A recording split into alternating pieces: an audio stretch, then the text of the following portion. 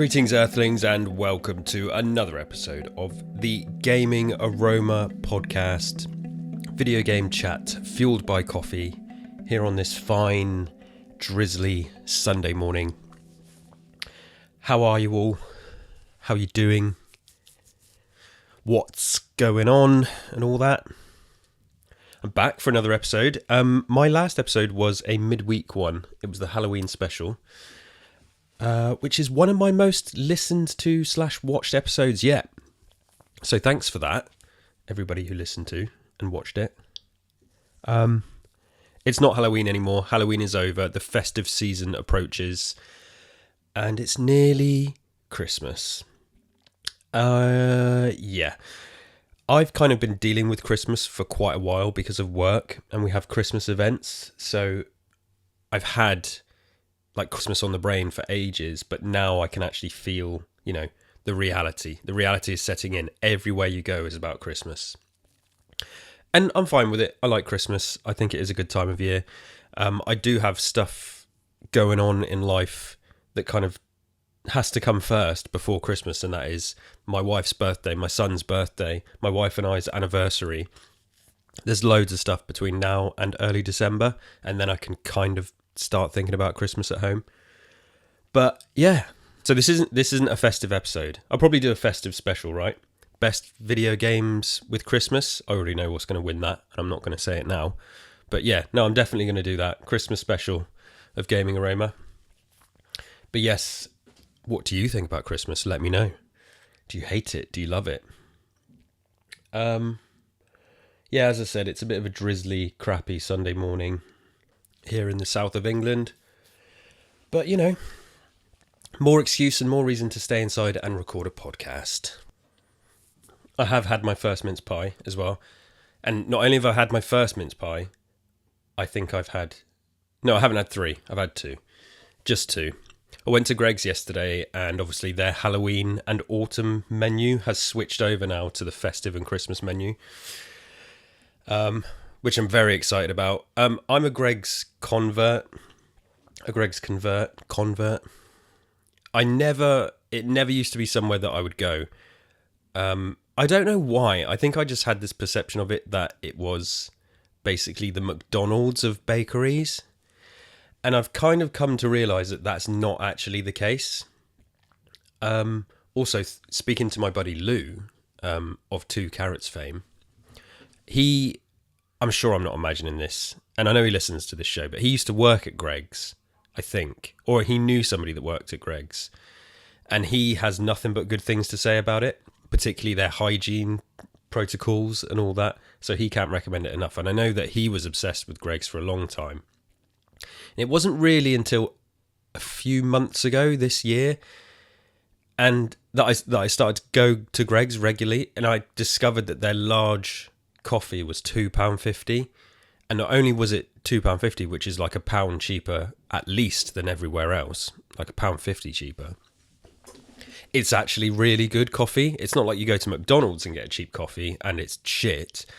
The Greggs coffee is really good, and they do lots of different kinds. So I slowly started to get into it, and then I got the Greggs app, and they gave me a free coffee with that and a free donut, and I was just, they got me. And they obviously, the food they do is easy for my kids. So when we've been in town and people are getting hungry, it's a very good place to go that's cheap but actually quite good, and not the McDonald's version of a bakery that I thought it was. Everything is so expensive these days that, look, you're forcing my hand. The economy is forcing my hand. I don't consider myself a posh person. I don't have high tastes, high standards. Like, I don't shop at M&S. Aldi is my go-to. And a bit like how Aldi were the saviours of the cost of living crisis, where the cheap stuff in Aldi is better than the cheap stuff in the other supermarkets. Greggs are kind of the saviour in that sense, but for fast food, for coffee and baked goods. So I love them. I fucking love Greggs. I'm an absolute convert. And yeah, I went there yesterday.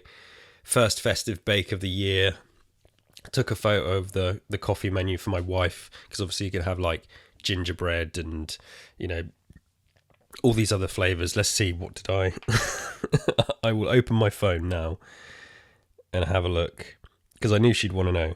Yeah, so mint mocha, vanilla latte, orange mocha, mint hot chocolate, orange hot chocolate, gingerbread flat white, gingerbread syrup. Yeah, orange syrup, gingerbread latte, salted caramel latte. Oh, yeah. Festive hot drinks. So it's here. The festive season is here. What do you think about Greg's? Let me know in the comments. You can comment on Spotify now. If you listen on Spotify, you can comment. I don't think Apple Podcasts let you do that, because obviously Apple is shit.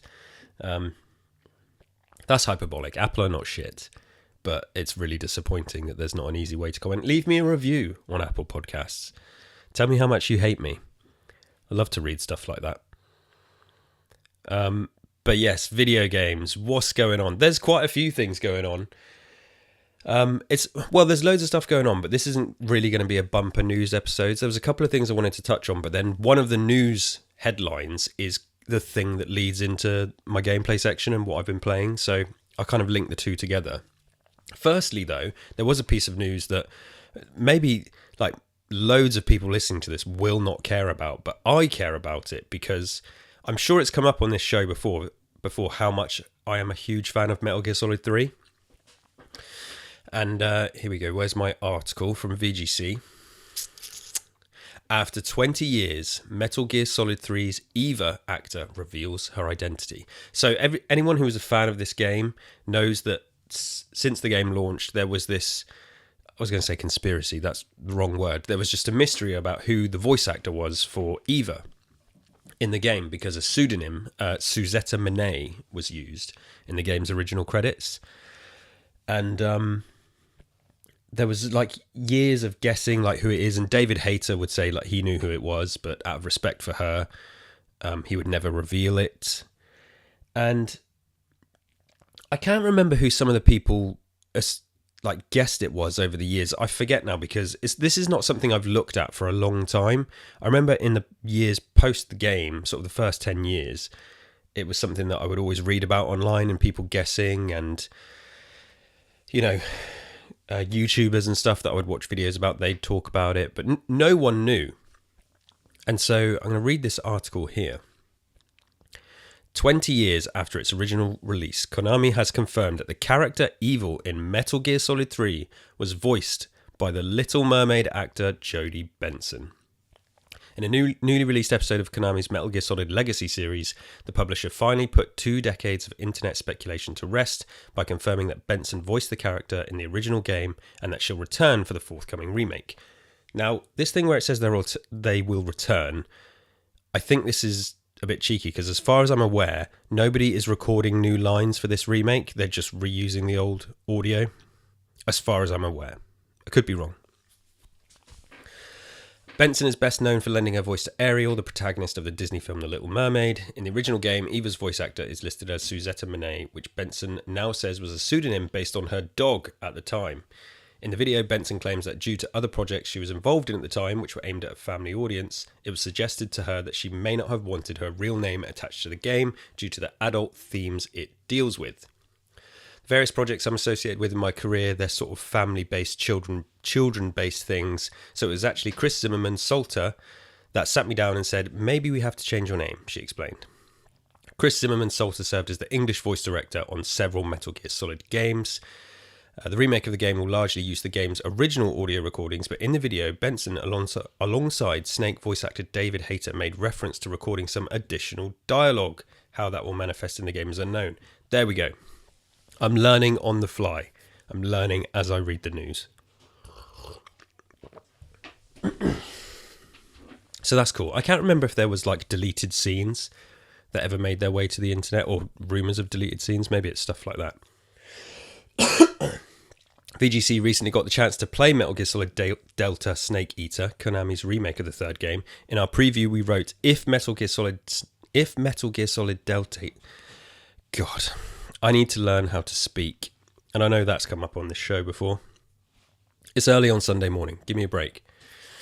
In our preview, we wrote, if Metal Gear Solid Delta Snake Eater is a temperature check for the return of the franchise, then so far it's doing an incredible job. It feels incredible to play, it looks excellent, and it retains all the campy nonsense that makes Metal Gear Solid so beloved. It's like Konami sat down and said, what doesn't hold up about MGS 3? And laser targeted those things while leaving the things that made it so unique alone. We couldn't be more confident about Metal Gear Solid Delta Snake Eater as a package, and we're desperate to play more. So yeah, I'm very excited about that. I think it's supposed to come out this year, but there isn't a date. It's like listed on stores and stuff, which, I mean, that doesn't mean much. That can happen a year before it comes out. Amazon reckons... it just says delivery by 1st of January, so that's obviously like a stand-in date.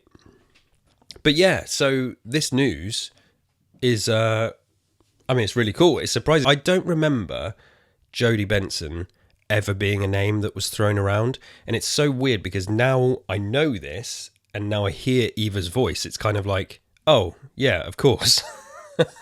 She literally it's just Ariel from The Little Mermaid. And... I mean, I'm sure some people did make the connection, but through all my years of reading up about it, I never made the connection. To repeat myself, like as I've said, I love Metal Gear Solid 3. It is my favourite Metal Gear. I've never played 4 from start to finish because I've tried, and it is really hard work because of the cutscenes. Apparently, there's another one of these master collections coming out soon that will hopefully take MGS4 off of the PS3 and put it on new consoles. So when that comes out, I will buy it and I will force myself to get through it once and for all. But the Metal Gear franchise is something that I love, something that I really enjoy. Well, obviously apart from Metal Gear Solid 4. 1, 2 and 3 are awesome games. 3 has always been my favourite.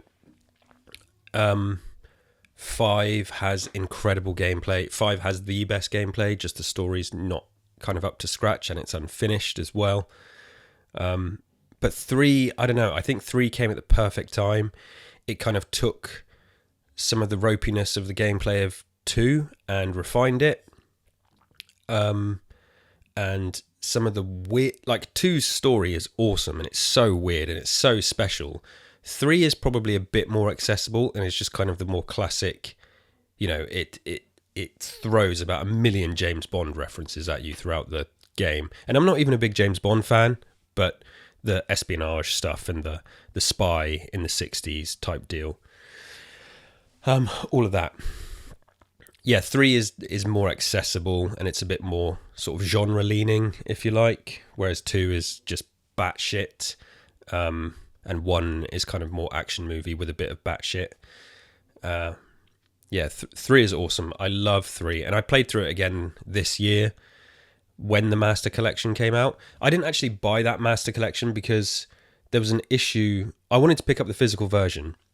When it came out, you couldn't buy the Xbox physical version anywhere, which really pissed me off. And that is on top of the fact that people said 2 and 3 on that collection were just repackaged versions of the 2012 HD versions of the game as well.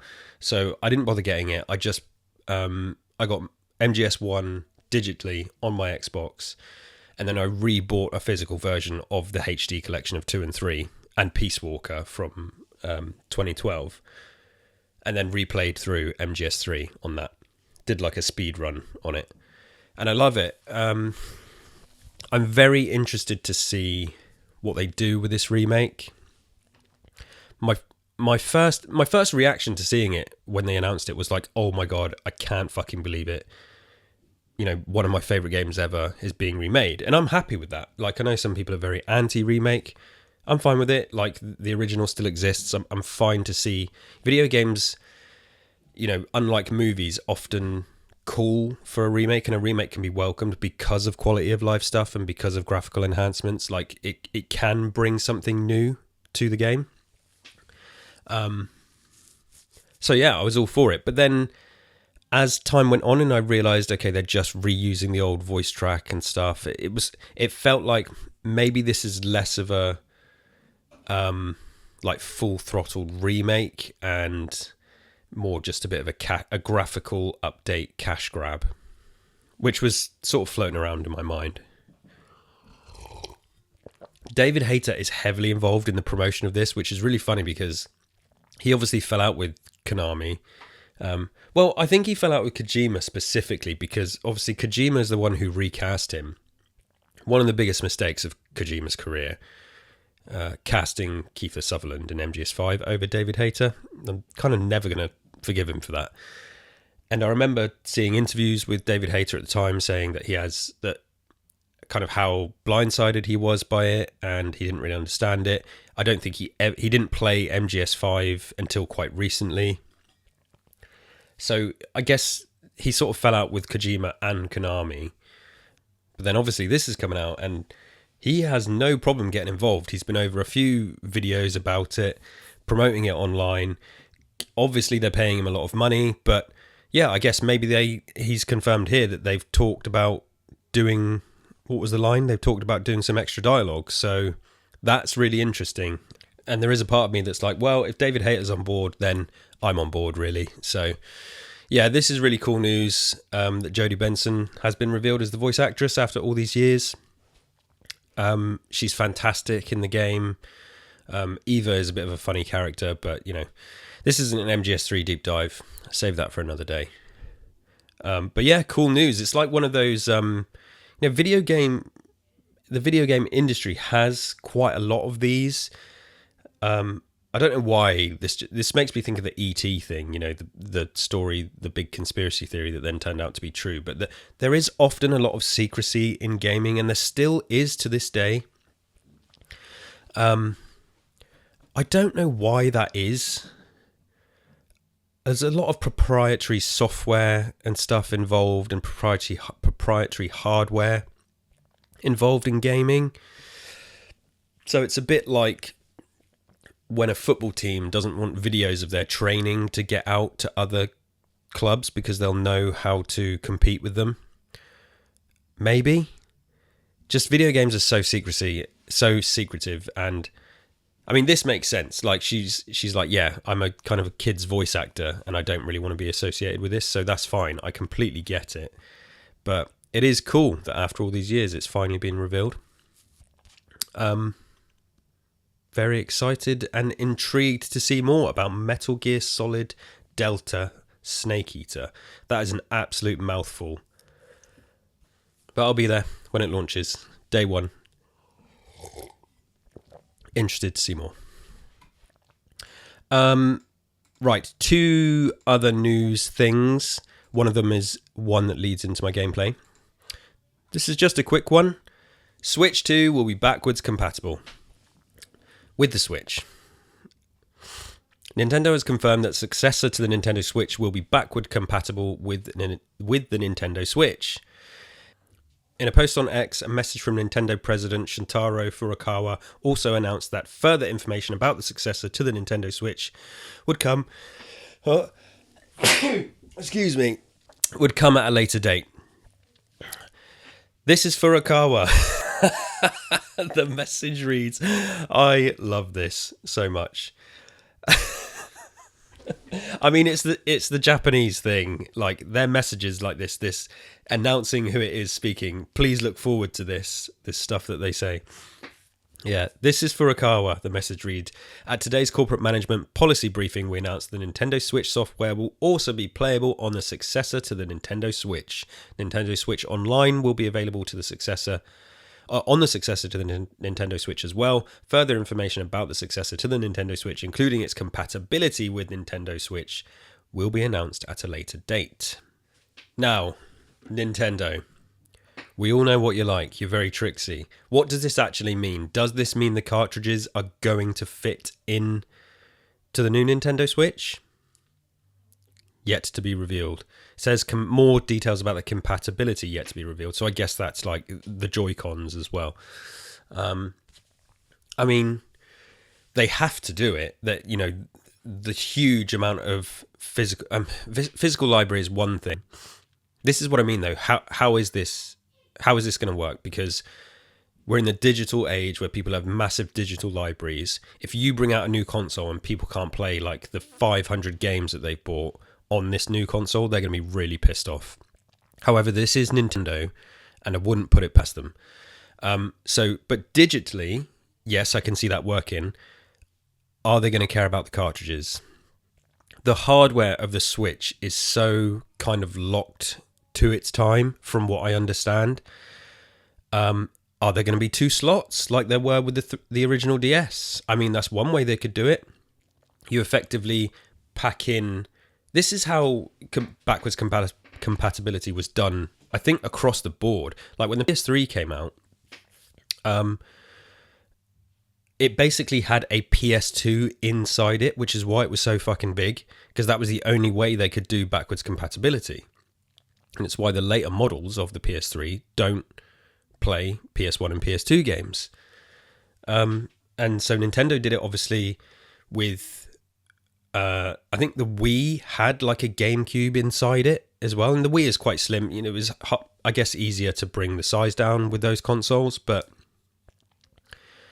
And then the DS had 2 cartridge slots. You could put the old Game Boy games in the DS as well as the DS games. Is the Switch 2 going to have 2 cartridge slots? Are these new Switch 2 games going to need to be on bigger cartridges? Are they even going to be cartridges? Is it going to be digital only? I think Nintendo is the one that kind of still does really well in physical. So they're probably not looking to get rid of that. 90% of my Switch games are physical, but you know, I could be a weird case. Something about the nice little... I like the little Switch boxes, they're cool. But yeah, interested to know more. When we'll know more? Next year, I suppose. I can't see them announcing anything at this rate. I guess we've got Game Awards. Do we have Tokyo Game Show? Am I just imagining that? 2024. Yeah, it was in September. We've already had it. The Game Awards are in December. Yeah, December the 12th. Could get an announcement there. I don't know if Nintendo care about the Game Awards because it's like a Western thing. Anyway. So yeah, that's cool. Obviously, it's very likely I will be there day one for a Switch 2 as well. The Switch we've got at home is... I don't play it that much. My son plays it quite a bit. Excuse me. But I do use it for Nintendo exclusives, which is, you know, what they do well. Very, very occasionally, there will be a third-party version of the game that I buy on the Switch because it's something that I really want to play handheld. Like when Skyrim came out on the Switch, obviously I definitely wanted to get that. If they released Fallout 4 and Fallout 3 and stuff for the Switch, I'd buy that tomorrow. Yeah, but usually I just use it for the games you can only get on the Switch, and there's a lot of them.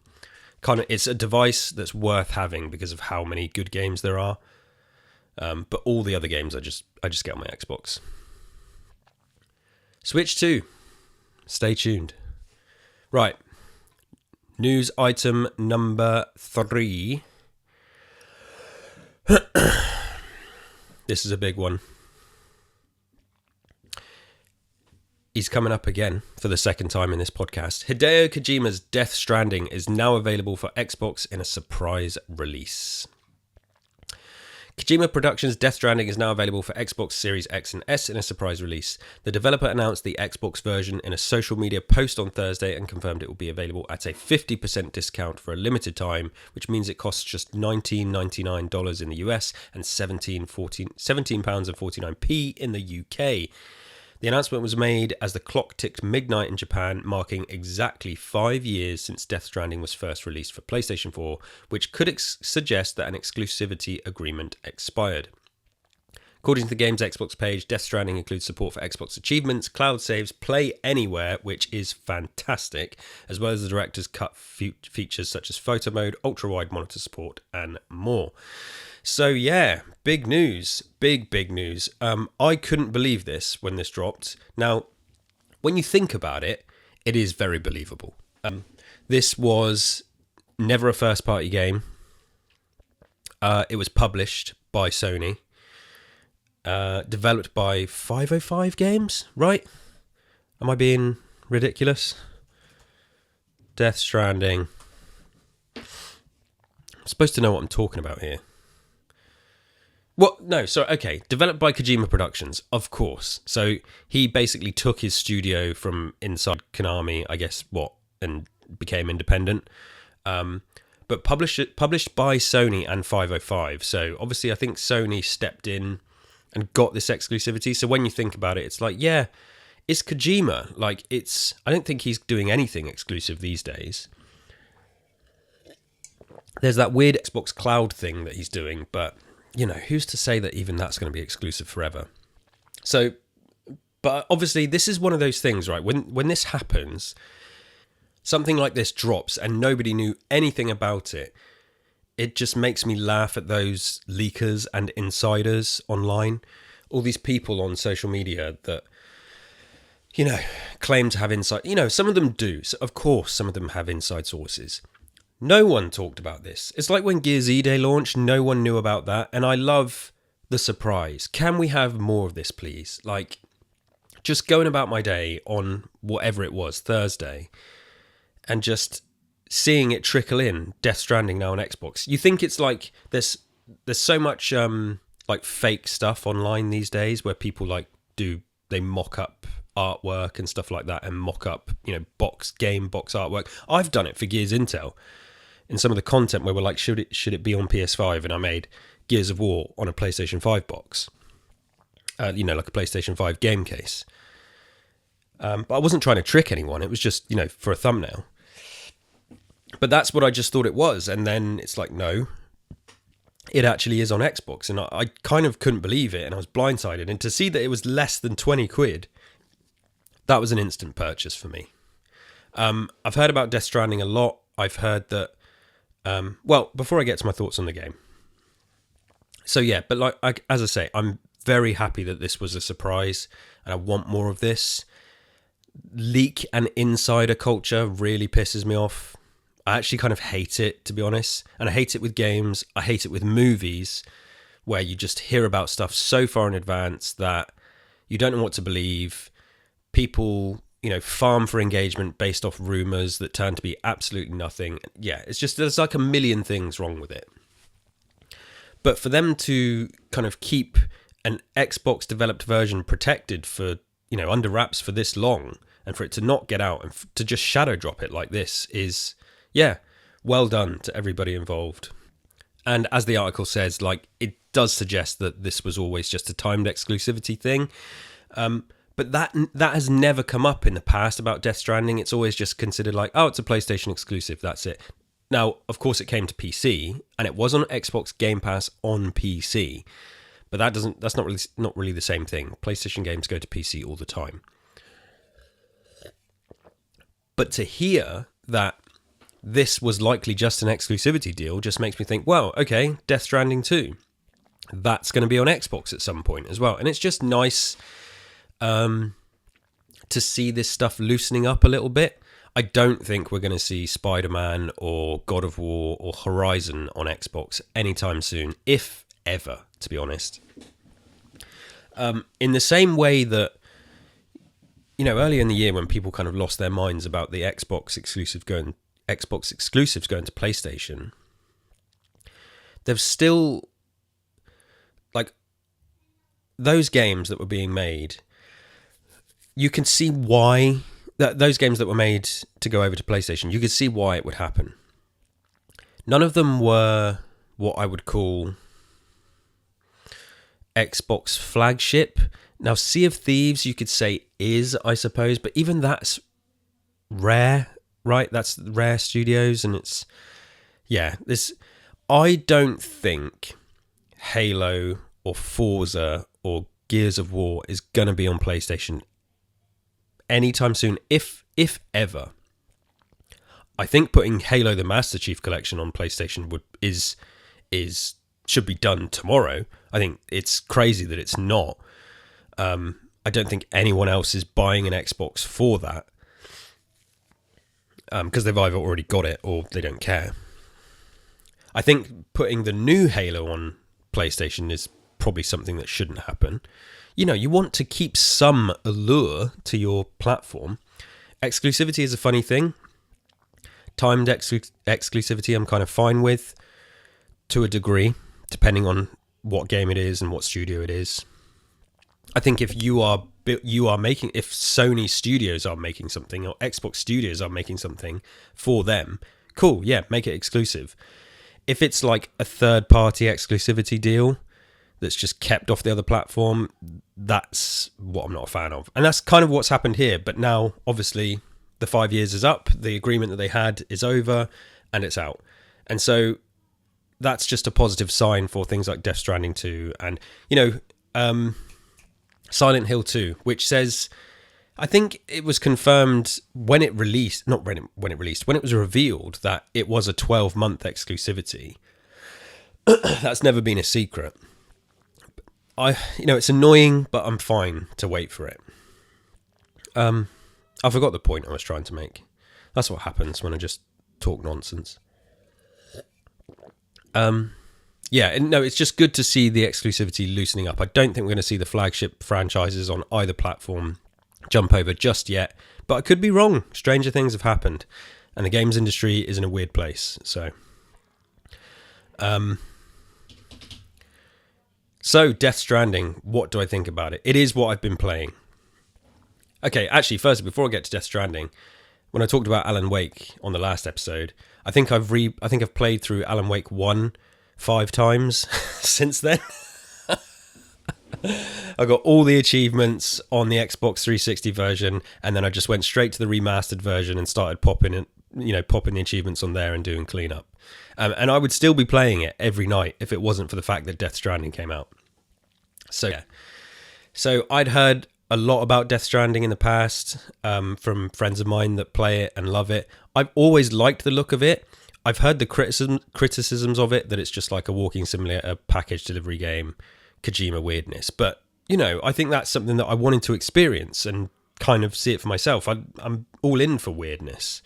And I'm not really a Twitch shooter player as much these days. So walking simulator, delivering packages, sounds right in my street, to be honest. So yeah, unbelievable. What a bargain. Less than 20 quid. Bought it, downloaded it that night, and sat down to play it. And, I got to give it to Death Stranding. Just the opening sequence and the setting of the scene, really kind of awe-inspiring stuff. Very Prometheus. The Prometheus vibes are strong. The opening to Death Stranding almost completely, identically replicates the opening to Prometheus. And I mean, just from a cinematography point of view, which I love. So that's sucked me in straight away. I think I am, let's see how many hours I'm into the game.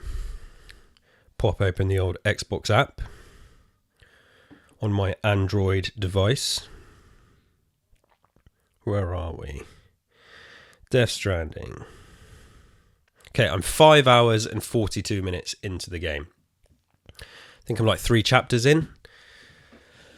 Very excited to go into it. Very pleased with how it opened. It looks great. The atmosphere is fantastic. A lot of cutscenes, which is, I guess, Kojima through and through.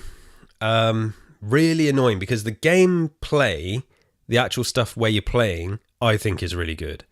And the story is weird enough and intriguing enough that I'm very happy to let it play out.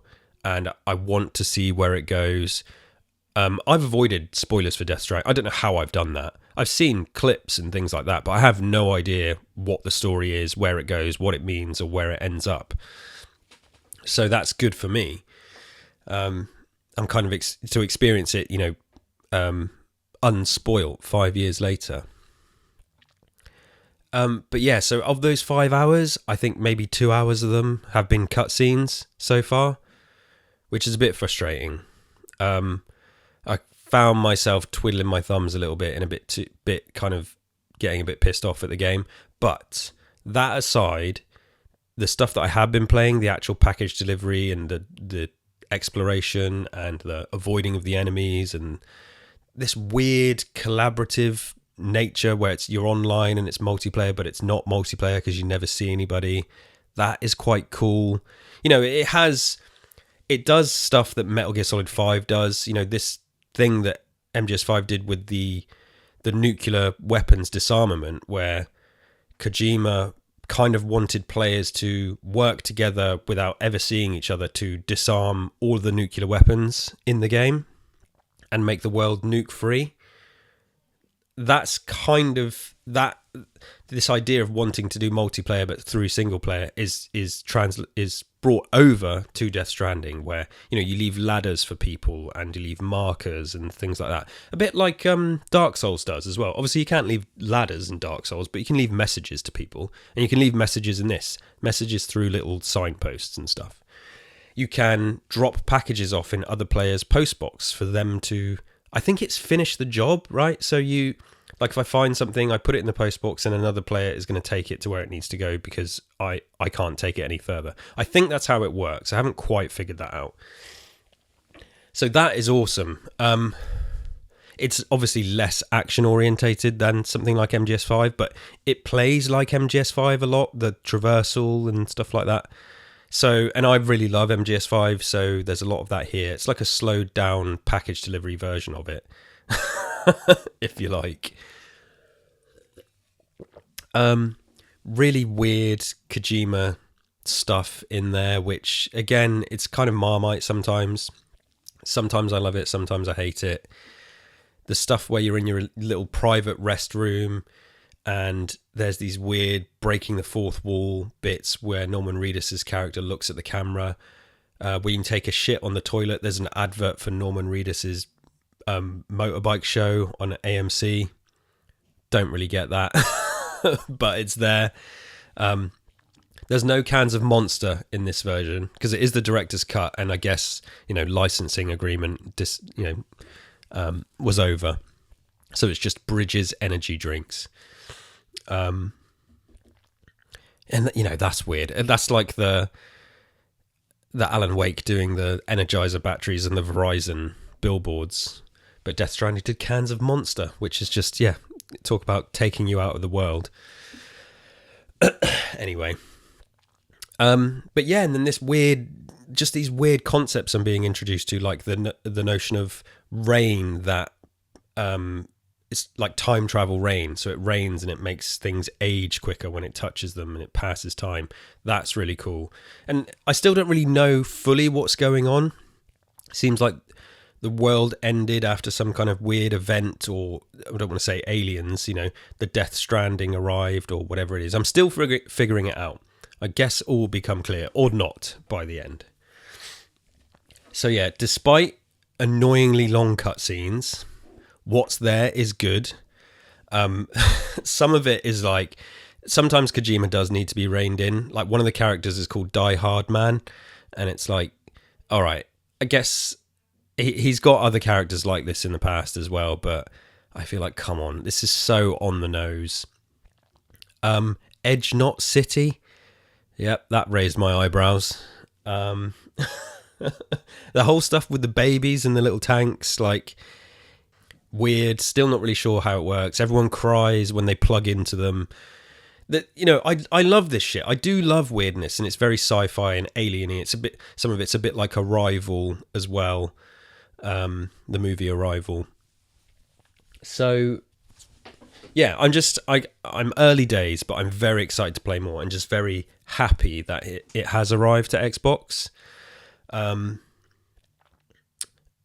Because it's one of those games where, and I've said on this show, where I'm kind of at the point now where I think I could buy a PS5. There's enough of an offering on the PS5 to make me want to part with my money. The fact that Death Stranding has now come to Xbox, and Death Stranding 2 will, I guess, in a few years. I'm going to say less than 5 years as well, because, since this game, the agreement was made, stuff has changed in the industry. And I'm willing to bet we see Death Stranding 2 on Xbox in a year, 2 years max. So Death Stranding was one of these games that was making me eye a PS5. Now it's taken some of that away. I think of Helldivers, Stellar Blade. Are they potentially going to come to Xbox? They're not first-party games for Sony, so anything could happen. Don't think Horizon's coming. Don't think Spider-Man, God of War, any of that's coming, and that makes sense. Well, I I don't like it. It doesn't make sense, but I mean, I understand why that's less likely. But the second and third party games, they could come over, and I want them to come over. What do you think of Death Stranding? Let me know. Does it fall off a cliff after what I've played so far? Am I going to hate it? Shout out to my buddy Taylor, who delivered one of the funniest streaming moments of all time a few years ago when he was playing Death Stranding, where all I can describe it as is he was loving the game, working very hard to carry a load of packages up a mountainside. He fell, dropped all of his packages, and proceeded to unleash the most angry 30-second long tirade of expletives ever that just had me in absolute stitches because it was so funny at how angry he got. And I did bring that up with him on WhatsApp a few days ago as well. Taylor, if you're listening, I love you, buddy. Hopefully I don't experience that same anger while playing this game. And yeah, that's kind of it for this episode, really. Coming up, there's loads of shit coming up, to be honest. Stalker 2 is out in like 4 days, I think. I'm so pumped for that game. Indiana Jones is coming out in December as well. Microsoft Flight Simulator 2024. What else is coming out? I wanted to try that new Clock Tower remaster. I know my buddy Steve from First Aid Spray has been playing that. The Horror Game Awards are coming up. Steve and I will be sending in our nomination for First Aid Spray to the Horror Game Awards. We're doing our little kind of mini podcast episode on that. Probably, I mean, we've got till the end of November, so it'll be in the next 2 weeks.